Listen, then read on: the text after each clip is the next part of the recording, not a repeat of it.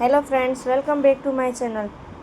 તો આપનું સ્વાગત છે મારી ચેનલમાં। તો જો ચેનલને સબસ્ક્રાઈબ ન કરી હોય તો સૌપ્રથમ સબસ્ક્રાઈબ કરી, લાઈક કરી અને કમેન્ટમાં જણાવજો।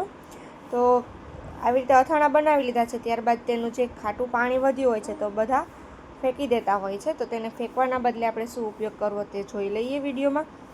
તો આ ખાટું પાણી છે તેમાં આવી રીતે ગુવાર છે તેને ખાટા પાણીમાં પલાળી અને સૂકવી દેશું। ત્યારબાદ જે આ ગુંદા છે તેને પણ આવી રીતે સૂકવી દઈએ।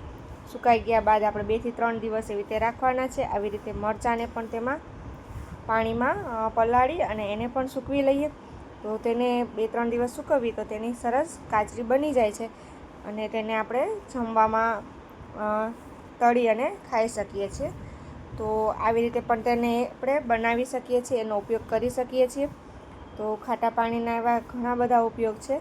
તો એ પાણીને આવી રીતે જુઓ, આ છે તો વધ્યું છે, ત્યારબાદ તેને આપણે તાંબાના વાસણ હોય છે તો તેને આવી રીતે ઘસી લઈએ તો એ પણ એકદમ ઉજળા થઈ જાય છે। તો તેમાં પણ આપણે ઉપયોગ કરી શકીએ છીએ। તો જુઓ, તમે જોઈ શકો છો કે વાસણ પણ સરસ થઈ જાય છે।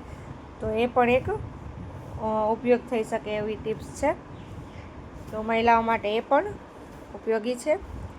જુઓ, આવી રીતે ઉપયોગ કરીશું। ત્યારબાદ જે આપણે આ ગેંડી હોય છે, ઝીંક, તેને પણ આપણે ખાટા પાણીથી ધોઈ લઈએ તો તેમાં પણ ચીકાશ રહેતી નથી અને એ પણ એકદમ ક્લીન થઈ જાય છે।